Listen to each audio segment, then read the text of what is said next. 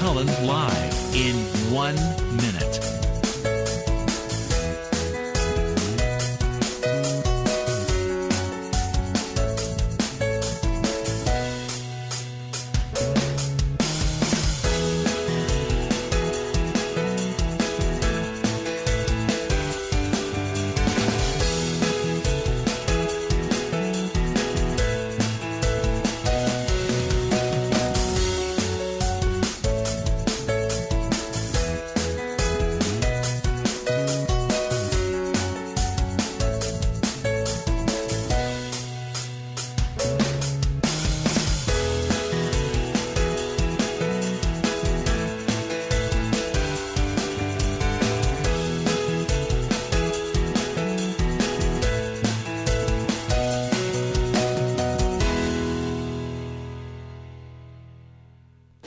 Welcome to Lynn Cullen Live at pghcitypaper.com. Email your questions and comments to lynn at pghcitypaper.com. Well, good morning to you on this 20th day of May. It'd be a Monday after never mind. It made it harder to get up. Well, never mind. So, we got one of those kind of cornucopial days, hours ahead of us, because I just got a whole bunch of stuff that I'd like to share with you. And we also have a guest who's going to pop in for a little bit. And so we're going to be all over the map. If a topic at being discussed at the moment is of no interest to you, please be patient. It will change momentarily. First, the mayoral election, well, and there's a lot of judicial elections and other things happening as well, school board elections tomorrow. And the Tribune Review yesterday published a poll which shows Bill Peduto in the lead, and these numbers have grown, definitely grown. It appears that the attack ads that were funded both by the Ravenstall group and also Mr. Wagner's campaign itself has backfired, because Wagner's unfavorables are up and Peduto's are pretty much holding steady. The reason you go negative is to get those unfavorables up on your opponent, not on yourself. So this clearly, assuming this poll is correct, didn't work very well. This is a Susquehanna polling and research, and it shows a 9-point gain for Bill Peduto and a 7-point drop for Jack Wagner. And coming as it does, as it did 48 hours before the election, that cannot be happy news for the Wagner campaign. All the movement the movement up has gone to Bill Peduto, and in every demographic, Peduto and Wagner in this poll are nearly tied among voters who live in union households. And Peduto really lagged significantly among those voters in April.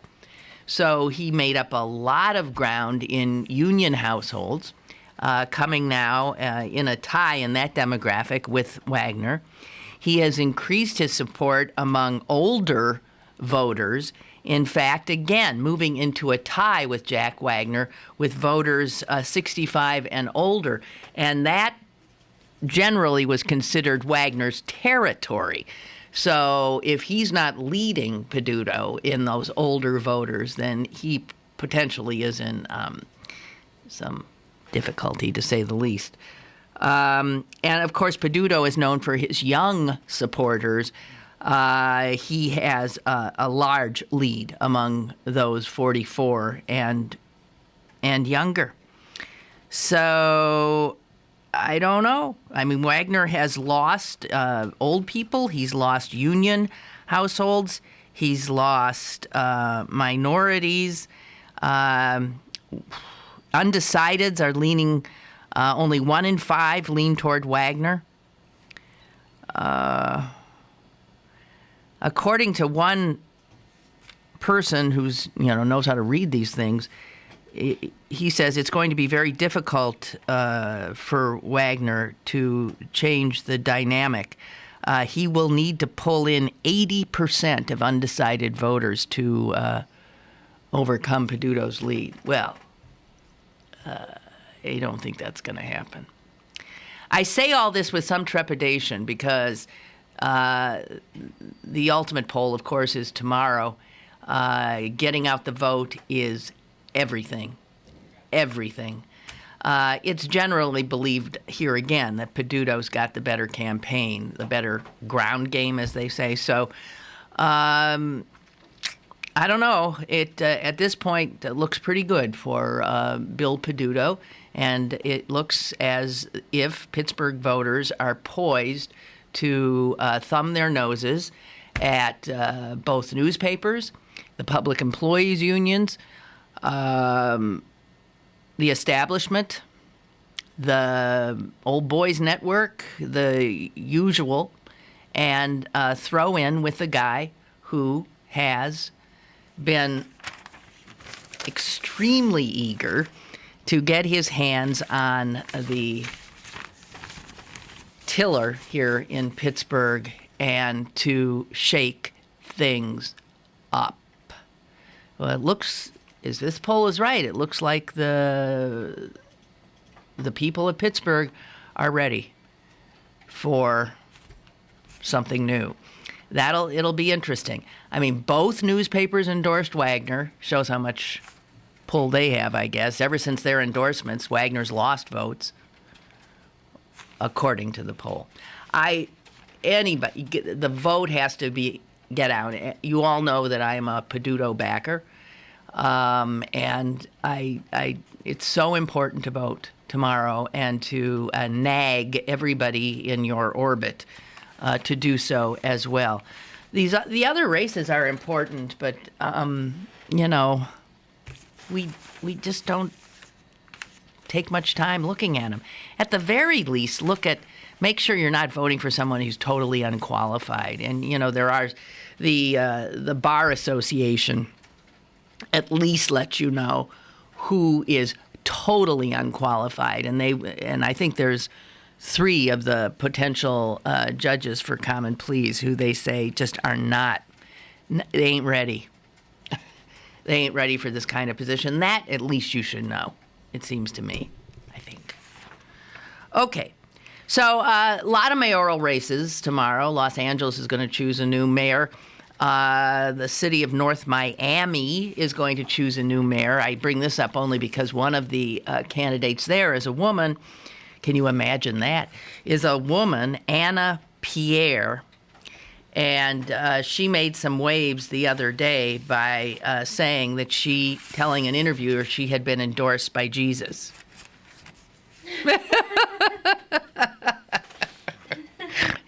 Excuse me.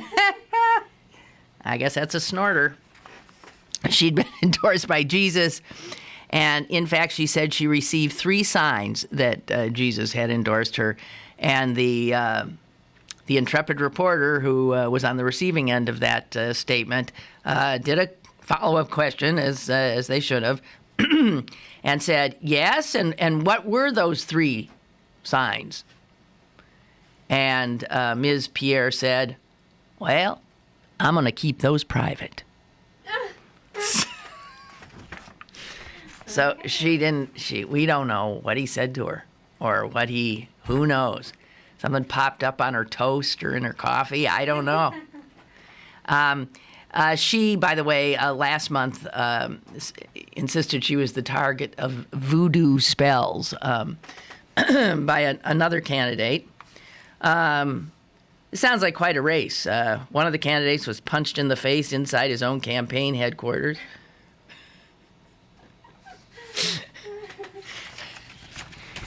Well, I don't know about you, but if Jesus endorses somebody, I'd be hard-pressed not to go with that, I'll tell you. It really would be.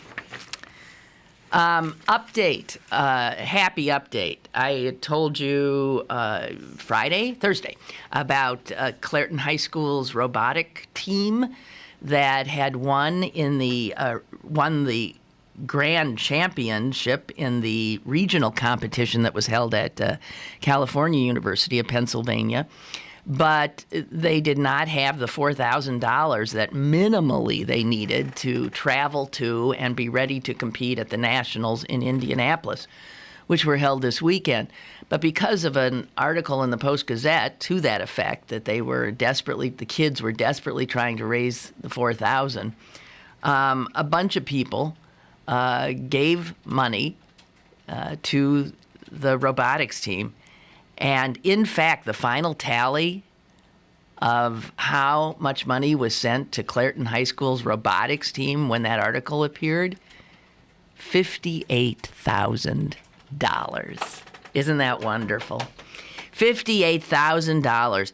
And that will be used to fund the robotic program well into the future at Clairton High School, and also to probably extend it to the middle school level as well, which is simply wonderful.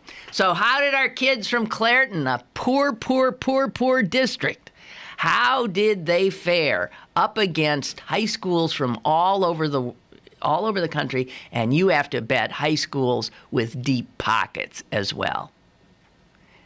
Well, they made it to the Elite Eight. They made it to the quarterfinals. Out of 55 teams, they made it, all the 52 teams, they made it to the quarterfinals, which is amazing. Amazing. So that is a really happy news for today. Speaking of candidates, just because, well, I am, I have something here about, not normally that we would care about the Virginia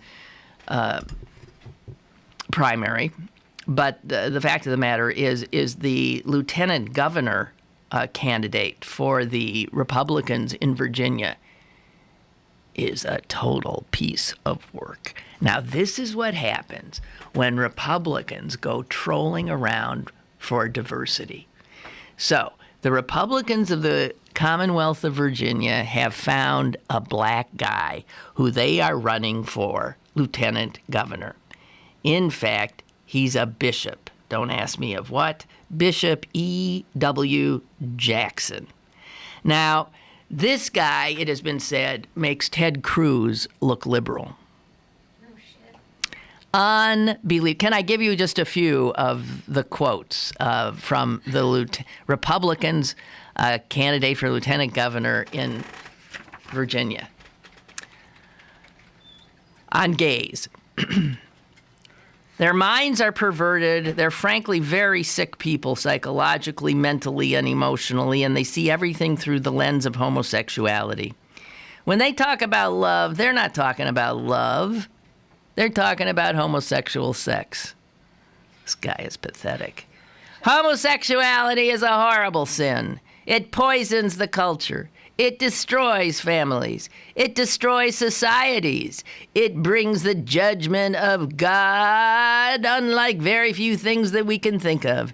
It's an authoritarian, totalitarian spirit. What? What? Gayness is a totalitarian spirit? Okay.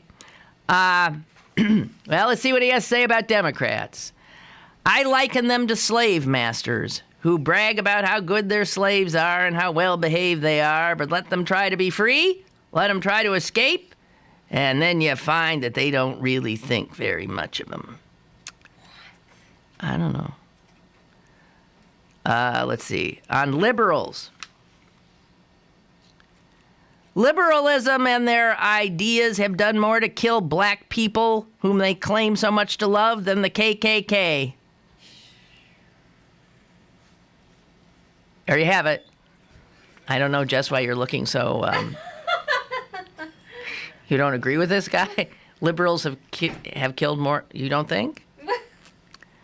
On the don't ask, don't tell, that the military policy that now has been lifted. Here's what he said about that. And you know what the new Marine motto is? The few, the proud, the sexually twisted. Wow. What virile young man wants to serve it? Boy, has this guy got... You know what'll turn out before it's all over? That this guy is gay. I mean, anybody this crazily, vociferously gay, anti-gay, odds are he's gay. He boycotted CPAC for being too gay. CPAC, you remember CPAC? That's where the conservative PAC, where all the Republicans come and kiss the feet of the Tea Party guys. He said the self-proclaimed gay Republicans support hate crime laws, which will be used to bludgeon the church. And they oppose the Federal Defense of Marriage Amendment, without which judges will ultimately legislate homosexual marriages, making the natural family an endangered species. Here's another doozy from him. Obama clearly has Muslim sensibilities. He sees the world and Israel from a Muslim perspective. His construct of the Muslim world is unique in modern diplomacy. It is said that only the Muslim Brotherhood and other radical elements of that religion use that concept. It is a call to unify Muslims around the world. This guy is stark raving mad. This is your Republican candidate for lieutenant governor of the Commonwealth of Virginia. I'll tell you, Republicans, you're just the Republican Party. Good God Almighty. Another little thing, in case you missed it, you'll recall that former Supreme Court Justice Sandra Day O'Connor has been heard to say, since she left the court, that it was a mistake to have taken up the case Bush v. Gore. It was a mistake for the court to essentially, and in what appeared to be an extremely political manner, choose the President of the United States, who, of course, as we all know, was George W. Bush. And he brought a guy named Dick Cheney and another named Donald Rumsfeld with him, and, well, we're still picking up the pieces.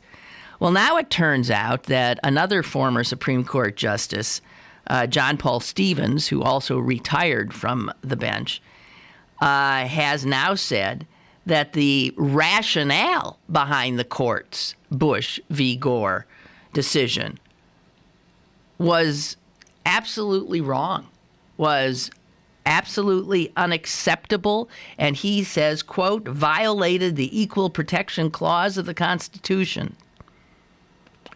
Now, it got what he was talking about. It gets into, believe it or not, remember hanging chads? Remember dimpled chads? Remember all that stuff?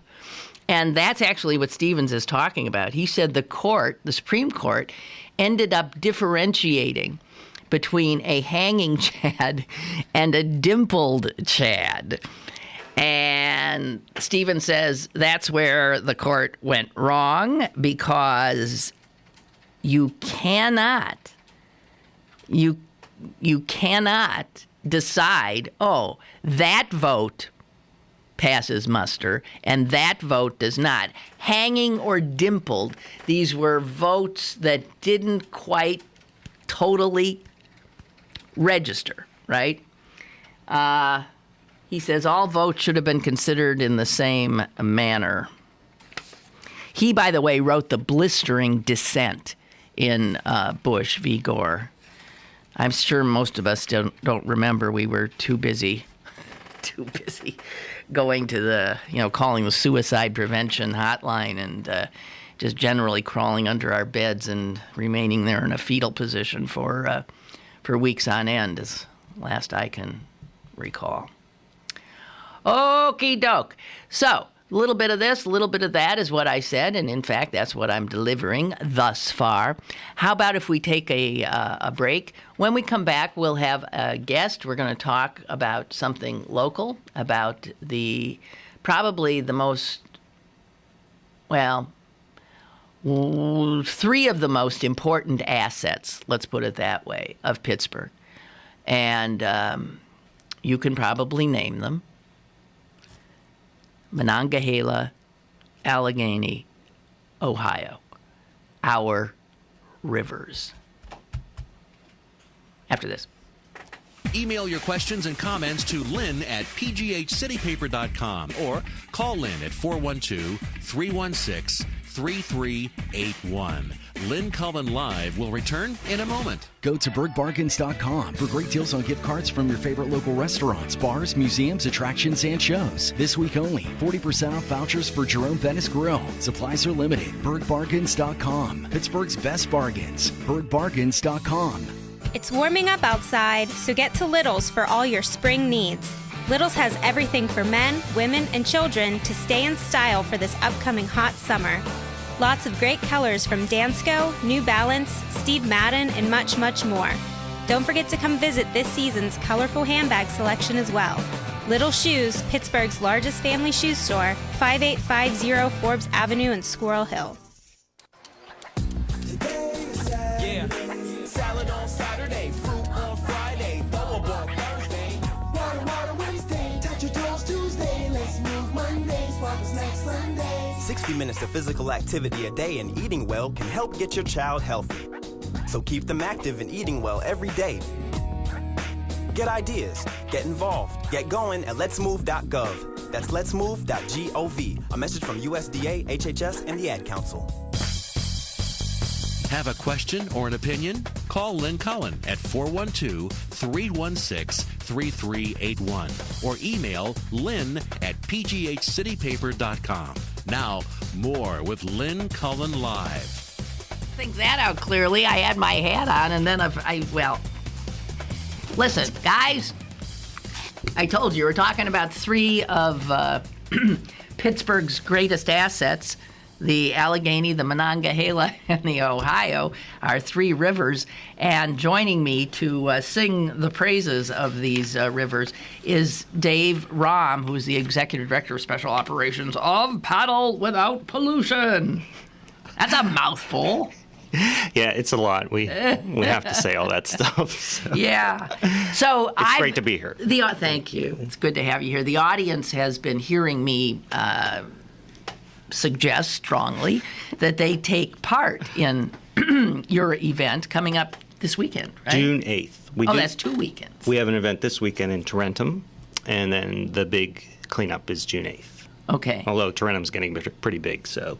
Okay. So Tarentum. So you do this are you all about just cleaning litter off the rivers? What? We operate in 5 different watershed environments: rivers, oceans, lakes, streams, and wetlands. Ooh. And they're all different, and they all require a different approach. So we are a national organization, but this is our home, and we got to clean it up. So we spend the majority of our time in southwestern Pennsylvania. We're pretty big in Erie too, with cleanups and projects. Well, I didn't realize this was a national organization. Yeah, that's why we're Pittsburgh based. Hey, it's Pittsburgh's own. Pittsburgh's own. Was it started here in Pittsburgh? No? Yeah, we started here. You started? Yeah, I mean, my wife Melissa and I, we paddle all over, and we're always picking up. So, but we live here, and we never really paddled the rivers too much, just because we like to get out in nature, you know, and be quiet. So we paddled it the first time, and we've always seen this stuff. But when you're that close to the water, and it's right there, and It's unacceptable. Yeah, it is, you know, and you have to be passionate about it, and you don't really like what you see, so you. So what do you see? Oh. When you're skimming the surface of one of our lovely rivers, I see people in there. You know, the boaters, the recreational, the jet skiers. They're all out there near the point. Depends where you're at. Okay. You know, you're on the north side. You could get a lot of needles. You can get a lot of always plastic bottles. But you're on south side. You could get some drug paraphernalia again. You could get some. And this is just floating out in the channel. Yeah. It's not necessarily there. Lots of cans, tires. I mean, yesterday we took out, down in 10 Mile Creek in Washington, took out 65 tires. Gee, what's with people? Well, there's 310 million tires a year that go to the landfill, but I don't think they're going to the landfill. Unbelievable. Unbelievable. So you really collected how many volunteers did you have last year? Because it says here you collected more than 4,000 pounds of garbage. We had 71. 71 people hauled in how many? Like in a number of hours? Like about 4 hours. In 4 hours. We'll use 3 different launch points. One on, and for this year too, one on the Allegheny, one on the Mon, and then one on Ohio. Although we're doing the Ohio River Friday with People's Gas. So they'll send their people out to do volunteer activities. Well, that's marvelous. So if somebody wants to do this, Dave, do you supply them with We have a fleet of kayaks. Craft, Life jackets, everything, paddles, instruction. Do they have to know how to? I have to tell you, you don't have to know because, you do. But I have gotten in a kayak on more than one occasion and paddled around on the Allegheny. And, you don't know. You don't need to know what you're doing particularly. But, yes, you do see. We have to be really trained, well-trained. Yeah. We have to be fit because we're lifting boats. We're pulling people through rapids and pushing garbage, so... What do you do with all the? You mean they put the garbage in the boat, or are they hauling it in some manner? They're just putting. No, I strapped mine in my kayak.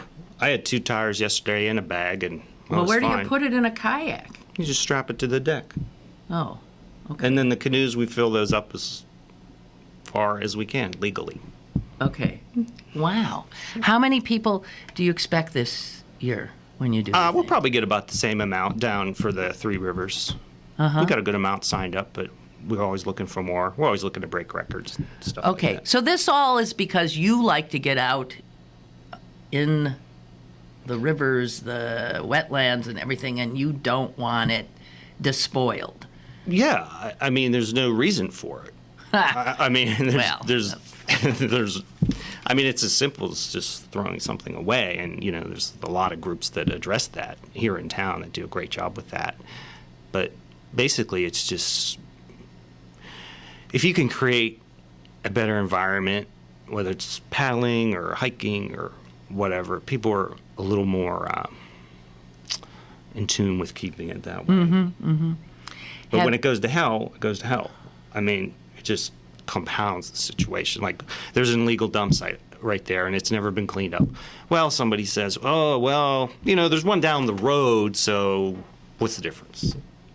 Well, you see, I take the busway, and when you take the east busway, you're seeing sort of like when you're often on a train, you see the backside of neighborhoods, and you see It's a different view than you normally get, and the busway is down in a valley with lots of hills on either side of it, and those hills are just trash dumps often. Yeah. People just throw things over. It's accumulative and it's infectious, and it's Animals don't soil their own nests. No. We do. We're the only animal who does that? Yeah, as far as I know. I mean, maybe some animals do things on purpose, but I don't think they ruin their home and it doesn't make any sense. No. It's water, and it costs a lot to take that stuff out with the water companies. We all drink this. You're drinking the water with the syringes, the tires. Yeah, I mean, the water companies do great jobs keeping it clean, don't get me wrong, but, they have to filter all this stuff out, and it comes through their intakes, and it's just a mess. It's horrible for communities, too. Horrible. Would you, do you think the rivers are safe for the, kind of recreational purposes that you do see people using them? No way? You just said no way? Well, wait a minute. You mean the days that I have gone on the river with a little kayak, I should take I should do a hazmat suit? They put warnings out, like Alcosan or something. And, Alcosan, they do what they do. I mean, they do a good job. They're decent people. They're under a lot of fire, but they have to put those warnings out. I don't think they want to put them out, but I've been waist deep in CSO. What's CSO? Combined sewage overflow. And not even known it. Oh, you didn't know it? No, you don't know until you're upon it. I mean, they have markings for this stuff, but when they're buried in brush and leaves and God knows what else, So you wouldn't swim in any of these rivers? I have, but it depends on the day. It depends on where you're at. We were up here all day yesterday in 10 Mile Creek. It was beautiful. Okay. It was pristine, gorgeous. Well, but you can, we gotta have shots and. You do. What kind of shots do you have to take? You gotta have tetanus. You gotta have Hep C. We really have to take care of ourselves, which we're. Okay, but so people who are going to do this thing on June 8th. No, I don't want to scare anybody. No, we never put them in danger. Never. Like we tell them, you're not allowed to pick up needles. You're not allowed to pick up this, that kind of stuff. So. We work around the outlets if there's CSO, try and keep them safe or in the boat. Okay, so if you weren't doing this in a volunteer capacity, this wouldn't be getting done? I mean, none of the governmental entities? You're saying that, okay, so the water companies do it up to a point, but so the city itself doesn't necessarily have clean up the rivers? That's where that's a good point, Lynn, because that's where nonprofit groups can work with. We work a lot with the DCNR, and they encounter the same kind of problems, and they'll do a cleanup here and there too. But a group like ours, who does it all the time, can come in and really make a big difference. With our volunteer pool and their volunteer pools, and the city too. The city's really supportive of us. Really Great. Supportive. I mean, the fact is as we see the continuing effects of climate change, water doesn't exist. Water is going to be, I think it exists. Water is going to be like as precious as a fossil fuel as has been, as precious as oil. And people will. I was just reading, I think, in the New York Times today about how some huge aquifer that stretches from way up in the Montanas down into Kansas is slowly drying up on the southern edges completely, and that once this aquifer dries up, you don't refill it with some rainfall. You refill it with rainfall maybe after 2,000, 3,000, 4,000 years. You could put a pipeline through it. Or you could put a pipeline That'll through it. help. But our rivers are... These are treasure. They're treasures! They are treasures. And you can't have garbage in them. A lot of cities do not have this. No. I mean, look at all the recreation and all the money that flows in around these rivers and these great groups that promote them and use them. And, we just want to clean them up. Yeah. I mean, we got other stuff going on, too. But that's what your focus is right now. Yeah, that's our main mission. Excuse me. So, let's try to get a few more people. What is with my voice? I don't know. You don't know? It needs to be cleaned up. You should come out with us. Yes, I should. Whether I will or not, I don't know. I promised myself I would never get in a kayak again when the last time I was in a kayak, which is on the Charles River in Boston, and I attempted to exit the vehicle, as the police say. The vehicle came with me. Well, it sort of got hung up around my big butt. It was so embarrassing. I kept trying to it's impossible to get out of those things when you're old. You can't get out. You got no leverage. I need a. You need a sky hook or something. Yeah, that's what I do. Yeah. I need if you can somehow extract me in a non-humiliating manner. I can get in them. We get tired too, and we fall out of boats and stuff like that. So, Okay, well, common. I may or may not show up. June 8th. You do want people to register beforehand. Yeah, it's real easy. It takes 2 minutes. Literally. 2 minutes Less than at that. paddlewithoutpollution.com. Okay. And then they'll be told which river to. Yeah, we'll assign them a launch, and if if they want the south side more than they want Millville, then that's okay. We just switch them around, and we organize, what boats go where, so we know where the stuff the is. places that you want to clean up. Yeah. So you tell. It's not like they're meandering around looking for something. No. Focus them. No, we'll put certain boats, canoes on certain areas, and we put people in groups on the south side because it gets a little dicey there. A couple places. What do you mean it gets dicey? Well, I don't want people going in there alone. So there's a couple bad areas that I wouldn't want paddlers to go. Bad in what way? I don't understand what you're saying. I don't know, undesirable dangerous groups. Really? Not dangerous. Hanging out on the riverbank? Oh yeah, that's real bad there. What do I know? Really? Oh, geez. Yeah. Hey, this is as I said, if you drive on the busway, you get a completely different perspective of Pittsburgh. If you kayak on the rivers downtown, boy, do you get a different sense. I mean, because that's not a place you're normally looking at the city from, and it's a whole different reality. And obviously, if you go down to the south side, you might, People don't think a boat is a lot different from a kayak. A kayak, you're right there. You have this intimate relationship. You're in the river. You're in it. You're not on it. You're in it. I'm not against boats or anything. I'm just saying. No, you're in it. It's such a different relationship. Exactly. If you've never done it, it really is something. We have a lot of fun, though. Yeah, I bet. And then when you end up at the point, and then you really have fun, right? Yeah, we have. It's contagious. It is contagious. We have the Captain Sid Garbage Puck Challenge this year, which will be a lot of fun. Okay, sounds good. You try to score as many goals as you can with garbage in your paddle, so that's a lot of fun. And we have some good food. And food's important. Yeah, people. It's really nice to see people come together and help each other out of their boats and help each other with garbage. Okay. And we strongly recommend doing that. If you want to, as I've been saying, if you want to do something really good for the city, for the rivers, and even for yourself, obviously, you'll be getting some exercise and being a good citizen.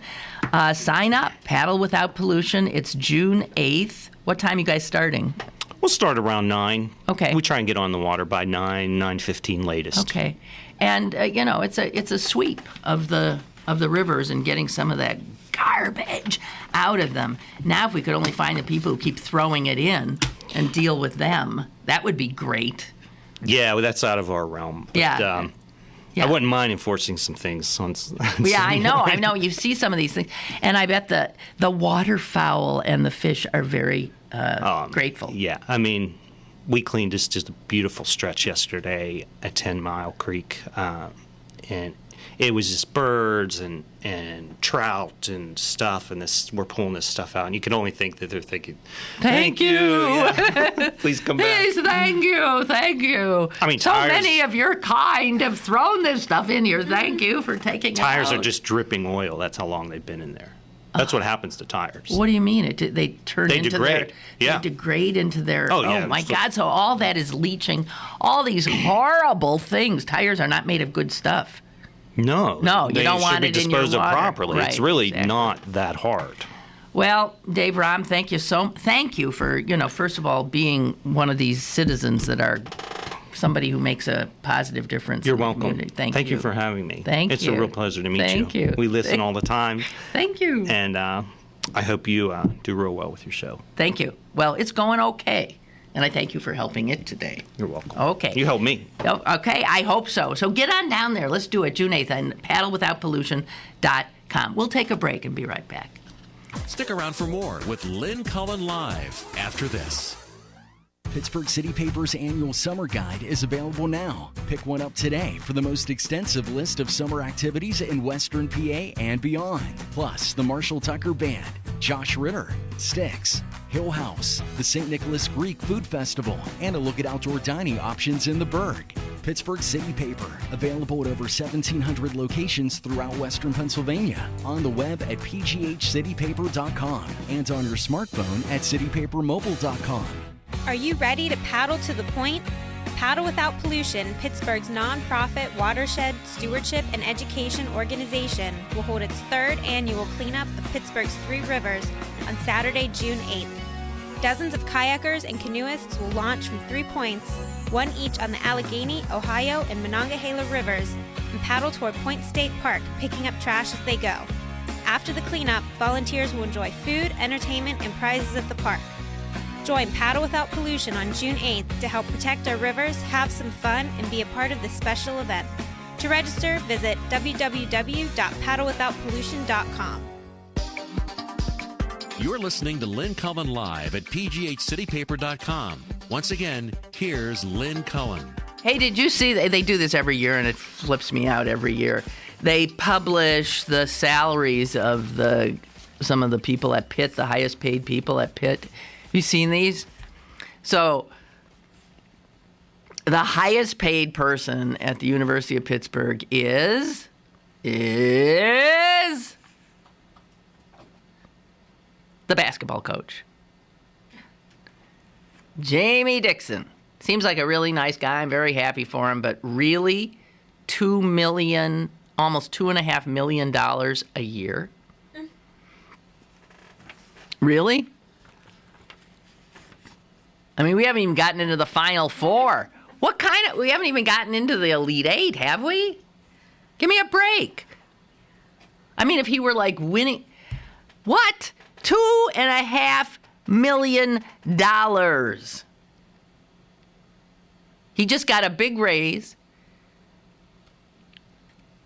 Last year he only had 1.8 mil. That's a big raise. And it says right here that his earnings could grow yet again significantly in the near future. He has a contract that keeps him here through 2023, when apparently he will be making about $3 billion a year. I mean, what is wrong? Okay, and then the same day that this got reported in the on the front page of the paper, I see this headline. Where was it? In the sports section.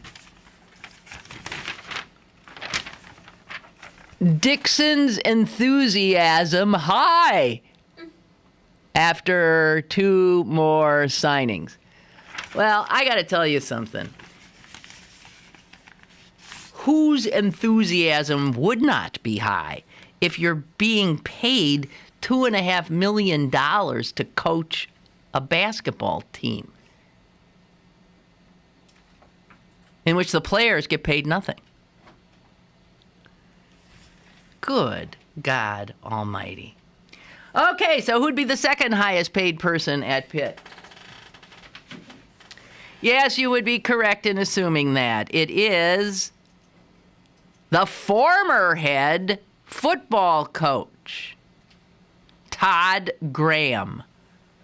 Unbelievable.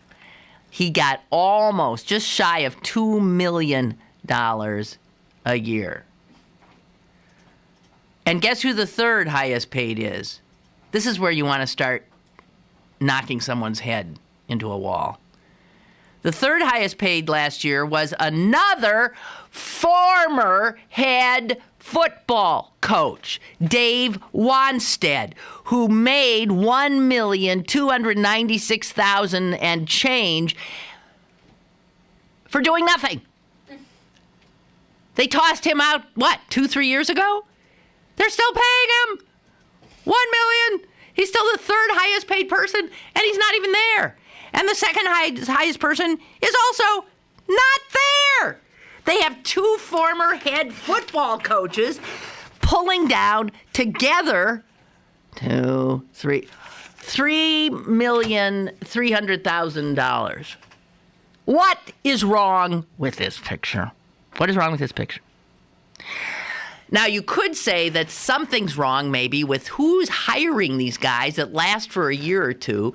Then they get tossed out. And yet you have to honor these contracts that go on and on and on. So you're now paying, Pitt is now paying 3 head football coaches.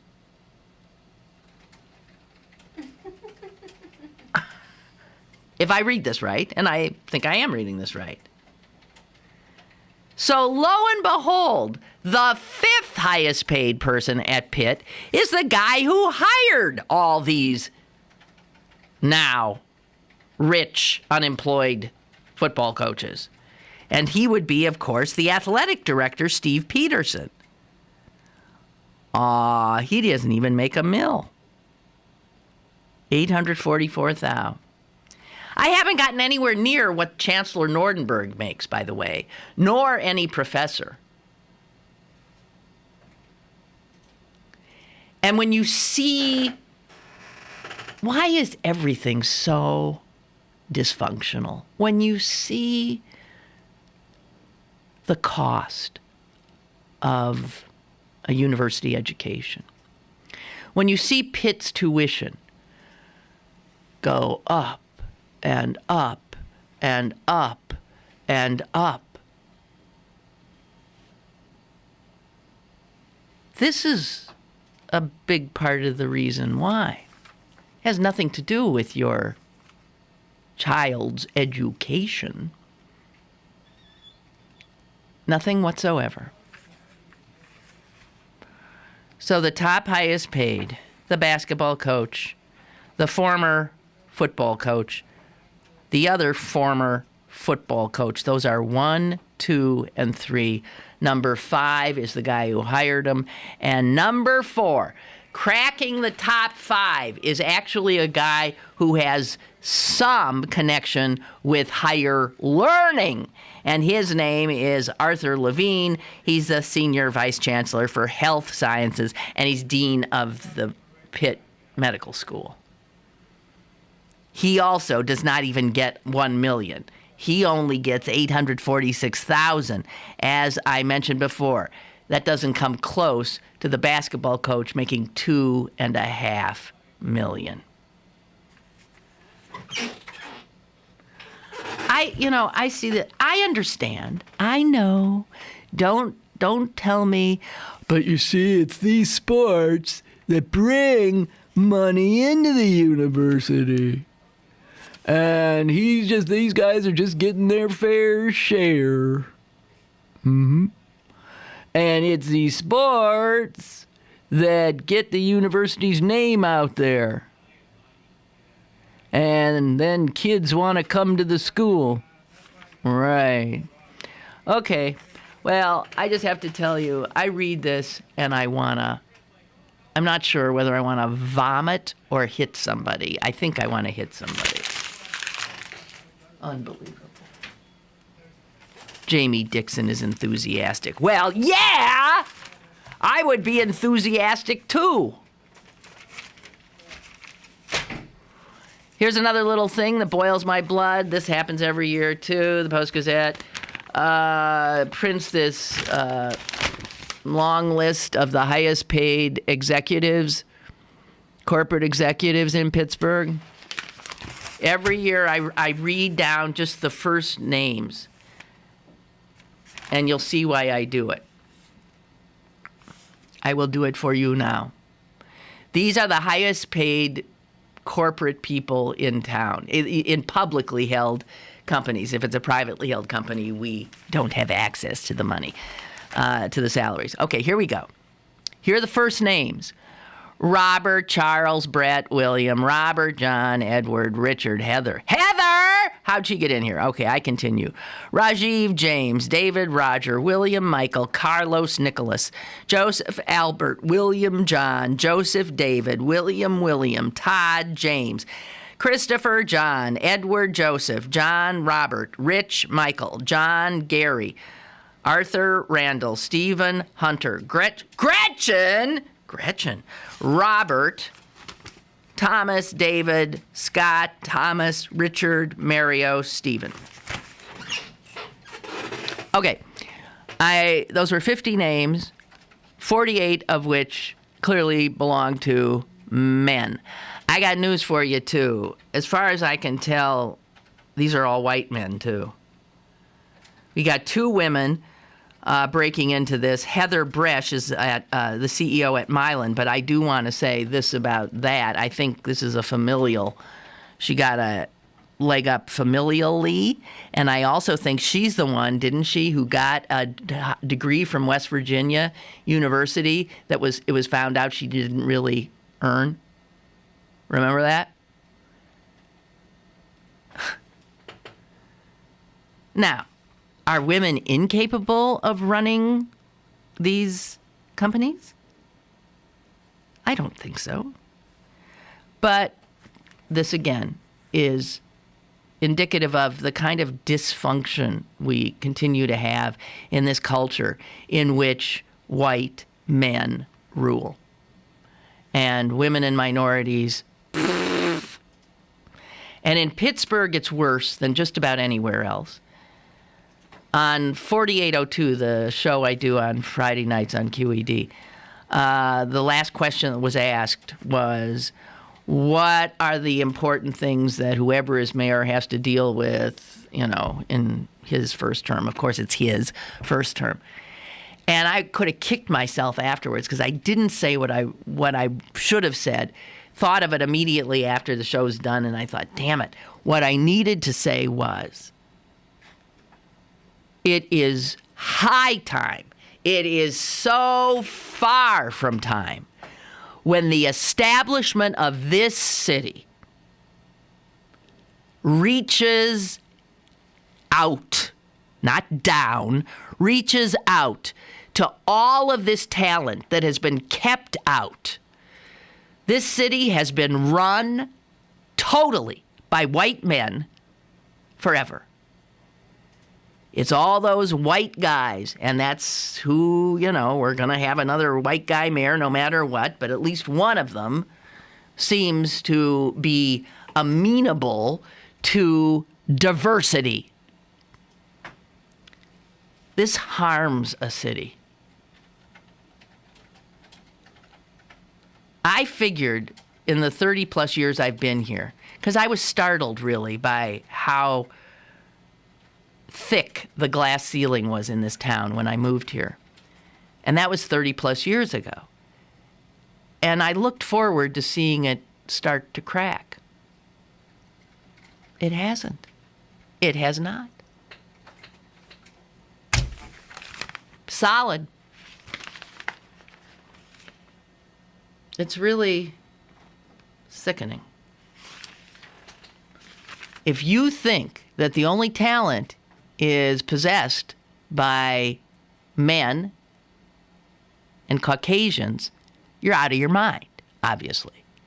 And 48 of 50 doesn't happen by accident. 48 of 50 happens because that's the way it's always been. And we're comfortable with those guys who are like us, white guys, white guys. Makes me sick. The city's never going to pull really clear, be the progressive town it can be. And it is becoming more progressive, and that's by virtue of the fact that it is attracting now younger people. And because it's not an industry town, it's an eds and meds town, it gets more highly educated people who tend to be more progressive. And let's hope that finally we start to make use of the full range of our talent here. Okay, one other thing I want to try to get through with you, and I know most of you have turned away from it, it's the IRS thing. I think some just fantastic journalism got done by 3 guys, Nicholas, Confessori, David Kocianowski, and Michael Luau, writing in the New York Times. They tried to figure out what the hell happened in Cincinnati and why with the IRS.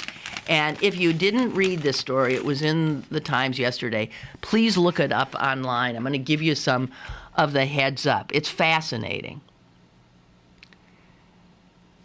And it shows how it's so easy to demagogue anything. It's just so easy when you don't know. Everything is more complicated than it would appear. Okay.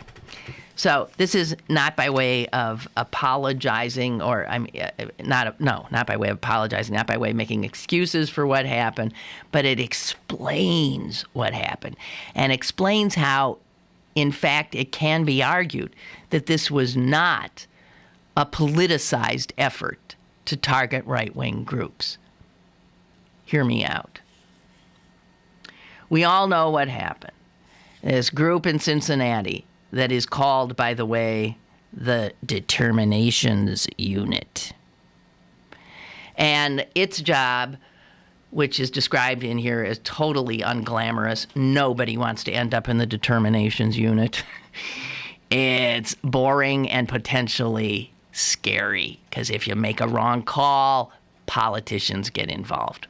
Okay, so the Determinations Unit figures out whether or not an organization has the proper qualifications to be a certain kind of nonprofit, to have that nonprofit status.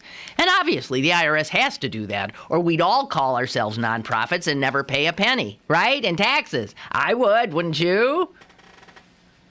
No, well, UPMC does. Now there's some questions about its tax status, understandably. So the Determinations Unit that's the only place that makes this determination. Now, here's what happened. And it turns out that if this happened, in large part, who's responsible? The Supreme Court of the United States. The Supreme Court of the United States, with the worst decision in my lifetime that it has made, Citizens United, right? Because when the Supreme Court let loose the money in Citizens United, lifted all of those campaign financing rules on corporations and on unions, the Determinations Unit got inundated with groups wanting to take advantage of that ruling. So the unit used to have, let's say, a basket full every year, and they could reasonably get through them. All of a sudden, 2010, they get thousands and thousands of applications. And these were groups that were trying to go from C3 to C4 to take advantage of the ability to get into the political realm a bit. And all of this, again, as a result of the Citizens United. Also, the Congress helped screw everything up by tweaking a little law that then also allowed for a whole bunch of other nonprofit groups to potentially find themselves in the wrong classification all of a sudden. They tweaked the tax code a little bit.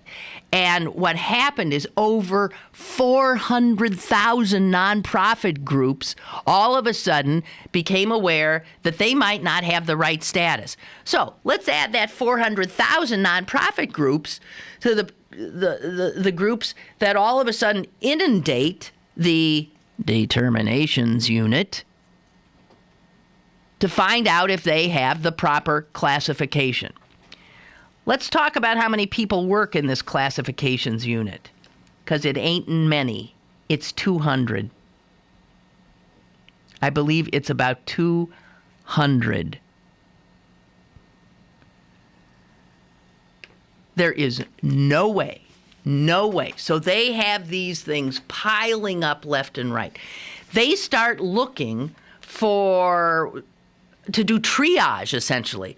Okay, this thing looks like that's probably going to be okay, probably going to be okay, probably going to be okay. Then they look for ones that look like, well, this could be too political to really have that designation, because technically they can't overtly do political work.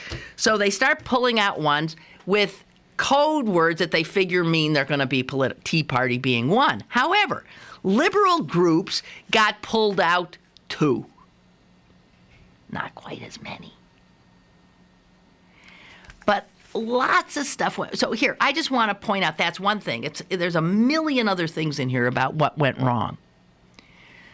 But you have overworked employees, inundated with these things, people waiting for their applications, calling their members of Congress, Congress people calling them out, what's wrong with this one, what's wrong with that one? They're trying, these are not lawyers either. The law has been rewritten. The Supreme Court ruling changed everything, and then the Congress changed something else. These are not tax lawyers. They're accountants that are doing this work. They aren't sure, and they're getting totally confusing information from their higher-ups. And their higher-ups keep changing. Somebody is their acting director and then knocked out. Somebody else comes in, they're knocked out. Everything keeps changing every 5 seconds, it seems. Different kinds of tests there to do. So you end up with these people so bewildered, trying desperately to do it on their own, doing some things they shouldn't have done. But the argument that this was designed to affect the election and to stymie certain political points of view, I don't think holds water. Never mind that you won't be able to make that point in the poisonous atmosphere created. So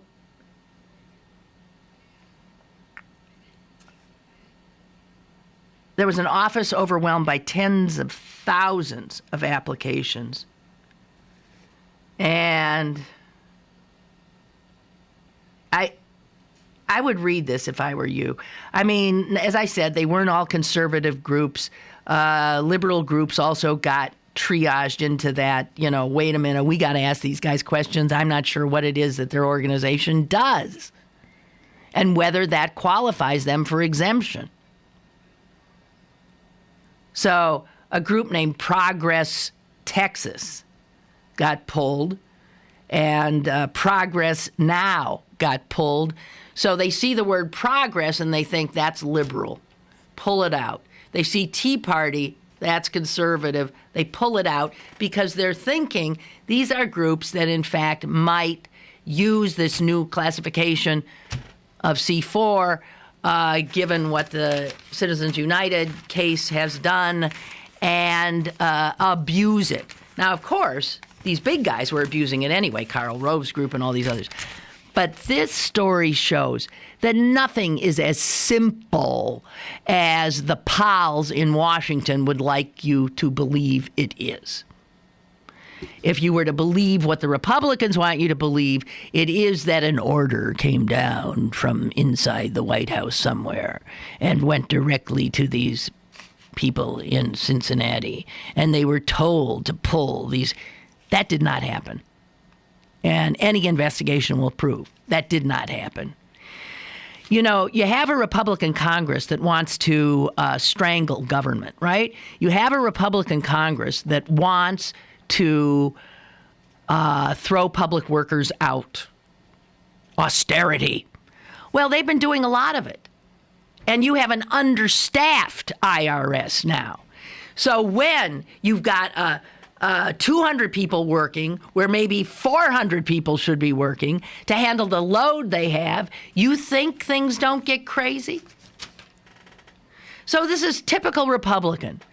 They saddle the government with all kinds of obstacles.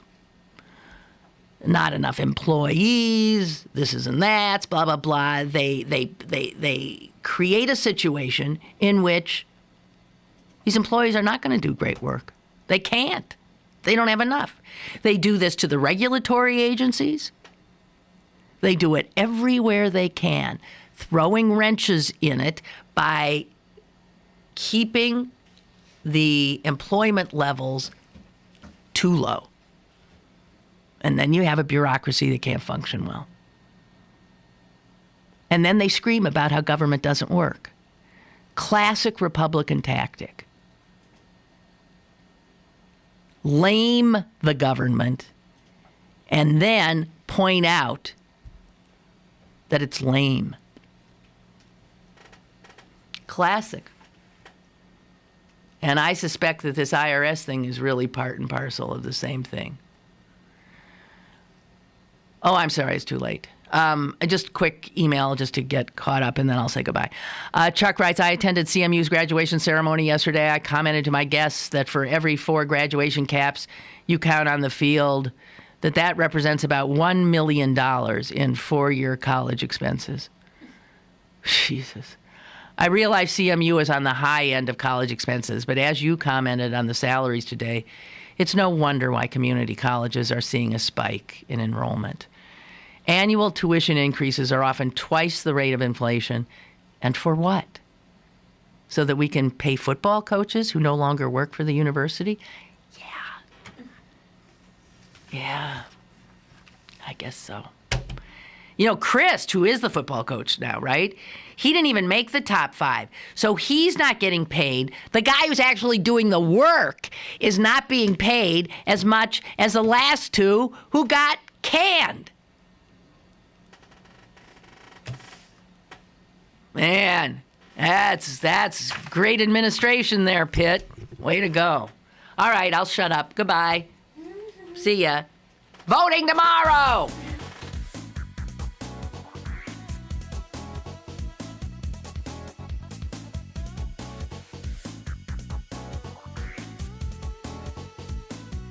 Lynn Cullen Live, Monday through Friday from 10 a.m. to 11 a.m. and archived at pghcitypaper.com. The opinions expressed on Lynn Cullen Live are those of the host and do not necessarily reflect the viewpoints of Pittsburgh City Paper, Steel City Media, and its advertisers.